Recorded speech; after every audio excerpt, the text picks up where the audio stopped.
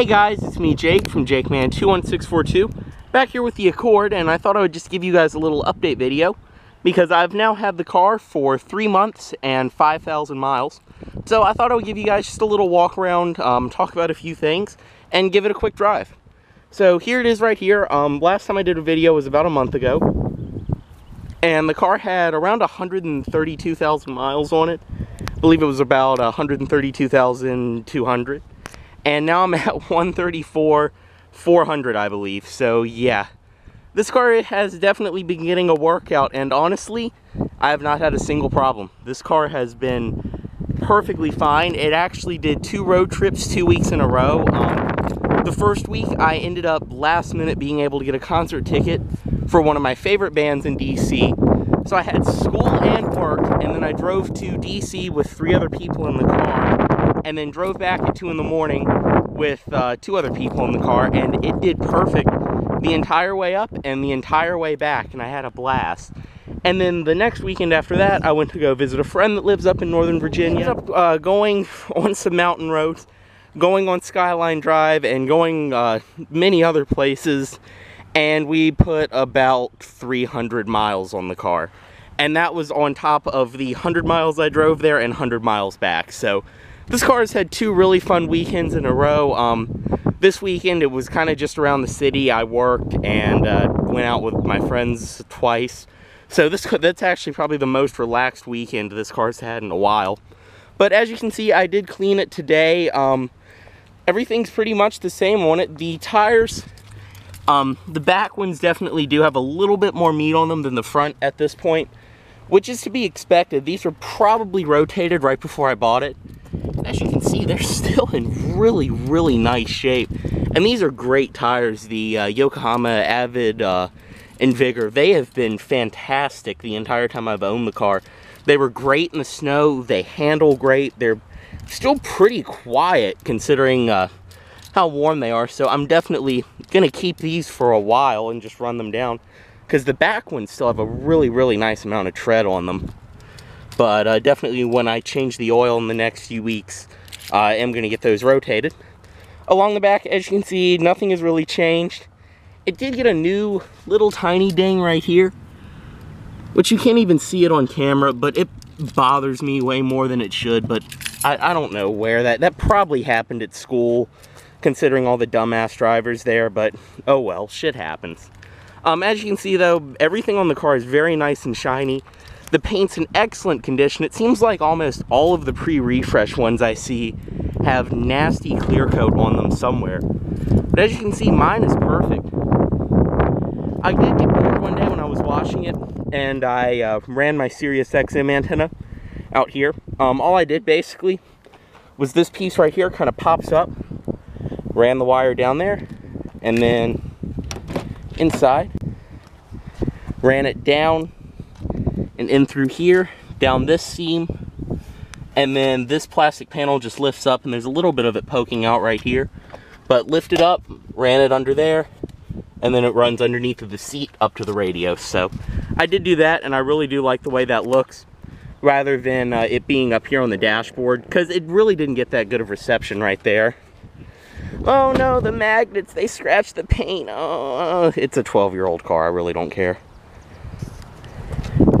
Coming up front, you can see all the little battle scars it got from the Philadelphia road trip are still up here, but I mean, it's gonna happen. Most of my driving is highway, and most of the rock chips on this car have happened in the time I've owned it. As you can see, and they don't look that great right now just because the sun is going down, but I did completely wet sand both of the headlights, and they turned out so good. They actually turned out a lot better than I thought they would.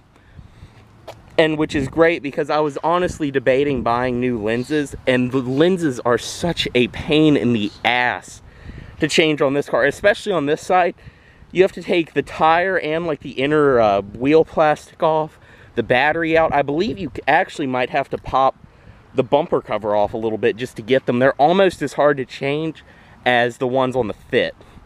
So as you can see, everything up front though, pretty much the same. Everything on the outside is the same on the car, so go ahead and step in, start it up. And inside of here, I did just detail everything today. As you can see, little dirty right there just from getting in and out. I did get new floor mats. These I got on eBay for 50 bucks for the pair, and they are both brand new Honda OEM floor mats. And as you can see, they do say Accord. I know I mentioned before I was thinking about getting WeatherTechs, but I can't justify that. I really can't. And I actually kind of like these OEM ones more. And the thing is too, and I've read on forums, most people say it's fine. WeatherTechs don't even work with manual transmission models, according to the WeatherTech website, which that kind of shows you the demographic for $300 floor mats, but they're still a good product. I can't personally justify it for me. But as you can see, these go up behind the clutch pedal, so absolutely no worries there. And inside, do have the full power driver's seat. Leather is holding up great. I did just condition it today. I actually used a different type of conditioner that I bought this week, and I can actually kind of tell a difference, but leather's the same. I mean, there's some marks here from getting in and out, but this does have 135,000 miles on it, so you can't get that mad at it. So we'll go ahead and start it up inside. Put on the clutch. And as you can see right there, the car is sitting at 134,401. Like I said, that's 2,200 miles since the last time it was on video. And as you can see, the maintenance required light does blink now. It's been doing that for maybe like 100 miles. That just means, that's basically just the oil change reminder, but I'll just get it reset when I get the oil change, because as you can see, 134,401, I'm due at 134,850. I don't know if I'll get it done at work again. I might take it to Honda, just because they issued another airbag recall for these, which all 4 of my airbags have already been replaced, actually. Sad part is this is the second car I've owned that's had more than one airbag. But the airbags have been recalled again, so I'm probably going to take it to Honda and see if they need to be replaced again. Worst case worse, if they do, they'll be replaced and I get a Civic LX loaner to beat on. So otherwise though, everything inside is pretty much still the same. Gauges, I love the way the gauges look. So we'll go ahead and shut the door. I still love the way these gauges look, especially at night on the highway. They're so easy to look at. All the material qualities are still perfect. I mean, soft up here, the stitch leather on the door. I still like how this one has the aluminum accenting inside and around here instead of the wood grain. Do have heated seats in the middle, 5-speed manual transmission. Everything about this is still silky smooth and perfect. I am thinking about changing the gearbox fluid this summer. I'm sure it's been changed just because everything else on this car is perfect dealership maintenance, but I did not see any record of this on the Carfax, so I probably will change it anyway this summer. It really does make a huge difference in Hondas. But honestly, it feels fine to me. You can tell when you can kind of tell when these need to get changed. Storage back there, I still have my cell phone charger running out of that, and then the auxiliary running into the radio. Bluetooth microphone up here, absolutely no problems with that. Mirror up here, obviously manually dimming, I really don't care. Do have air freshener, my parking pass for school. I did get an Easy Pass. I'm sure some of you noticed that in the test drive I made. As much as I did get this actually for my Philadelphia trip mainly, but as much as I drive on the highway and drive up to Northern Virginia, it is nice to have. Around the city, around Richmond, you really don't need it unless you're on the downtown expressway or you want to cross the river, but that's still nice to have for traveling up north. As you can see, radio in the middle, premium audio system, all of that's still perfect. Amazingly, I have not blown a speaker yet in this car. I mean, I still can't get over how good the stereo sounds. I had some change that I had thrown right here. It was getting rattled all around just because these door speakers pack such a punch. But there's that, and then there is the 2 tweeters up on the dashboard. Otherwise though, passenger seat, as you can see, it's perfectly fine. In the middle, 2 cup holders. Do have a Baja Blast in that one. And the dual zone automatic climate control. It's funny too, we got a 8th gen Accord 4-cylinder EXL at work, and I have 2 things to say. I thought this car was button crazy when I bought it. This is not button crazy. The 8th gens are button crazy. Especially too, you lose these really nice little knobs for those little toggles, which I mean, they were not, everything in it was still nice, but God, it was confusing. And this one had nav too, which I never realized in those. The nav is just nav. All your radio controls are still in that tiny little display, but it worked pretty well.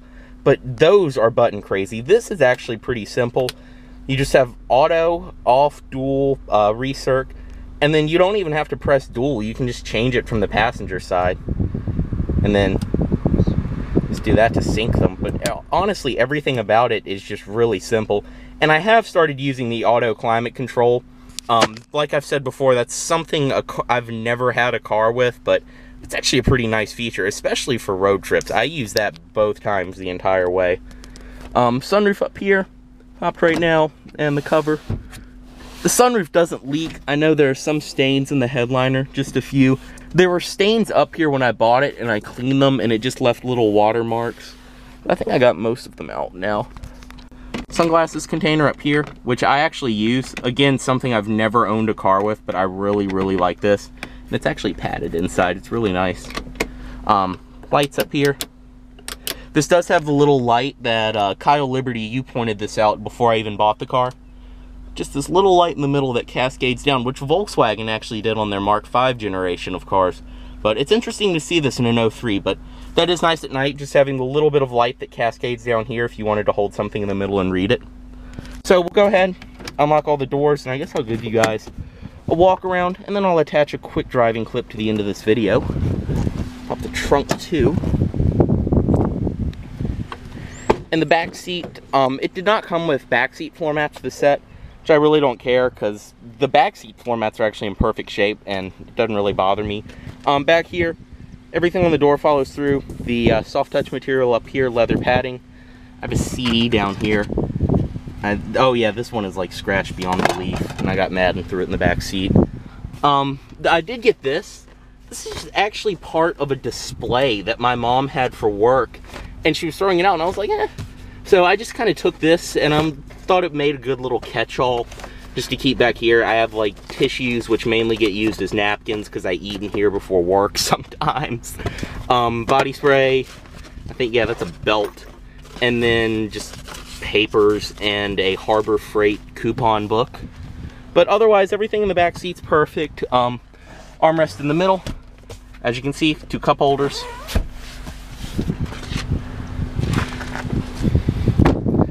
And the trunk, which I still need to go through this and clean most of the junk out of it, but I do still have this IKEA bag. I did tie it up so it'll stop moving around. And then up there is like clothes and other junk that I just pushed out of the way. You can see the 2 OEM floor mats right here are actually in really good shape. This one does have kind of a clutch mark, but 134,000 miles on them. I did find a home for my EP3 floor mats that I have. I ended up giving them to my friend that has a 01 Civic Coupe, just because she had these like horrendous generic floor mats in it, and I was driving it and one slid up under the pedals, and I was like, yeah, that's probably not safe. Back seat from this side. This seat's actually moved back kind of far, and I sat back here while I was cleaning it. I mean, you can see I'm 6'2", that's where I would sit. This seat is back further. This car has a ton of room in the rear.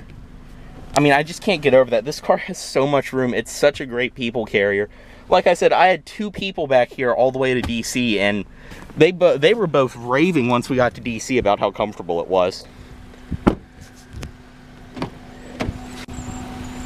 On this side, you can see it's more. Actually, this is the map from Shenandoah National Park when we went there. And then up front, you can see the all-weather floor mat on this side. Same Accord badge. I really like it for this side because my passengers always track shit in here. It does have a manual leather seat on the 4-cylinder models. V6 did give you a power passenger seat, but that's something I could care less about. Inside of here, everything's still the same. I did end up pulling my wheel lock out just because I am going to get the oil changed in a few weeks and get my tires rotated. And one thing I did learn too, actually from an Eric the Car Guy video, because I did not get owner's manuals with this one. I need to order them on eBay. They get lost and stolen at auctions. Anyone who works at a dealership knows this. So mine just didn't come with them. And I've always been paranoid because I didn't have my radio code. This generation of Hondas, they didn't put the radio code in the owner's manuals. That's it right there. Right inside the glove box. I don't care if you guys are seeing it. Go ahead and steal my factory radio from 2003. But that's inside of there, so I'm glad I have that now. And also, I'm sure you guys saw the video, I did change the cabin air filter inside of there. So really, so far on this car, all I've done is oil change, alignment, front brake pads. I did the serpentine belt, and that's it, actually. I'm trying to think. I mean, little things here and there, like the Bluetooth and the headlights, but major things, that's all I've had to fix. And not even really fix, that's all just general maintenance. I did forget to pop the hood.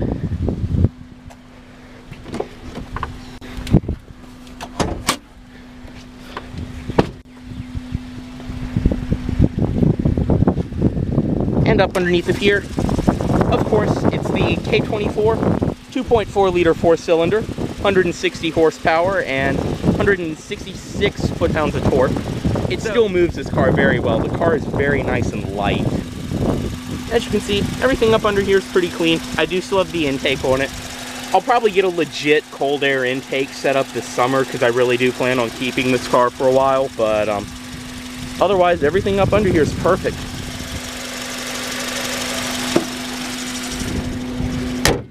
So as always, guys, this has just been an update of the Accord. Any questions, comments, anything like that, just drop them down below. I really would recommend this car to anyone looking for one. Mine has been fantastic. I love it. As always, guys, thanks for watching, and please subscribe for more.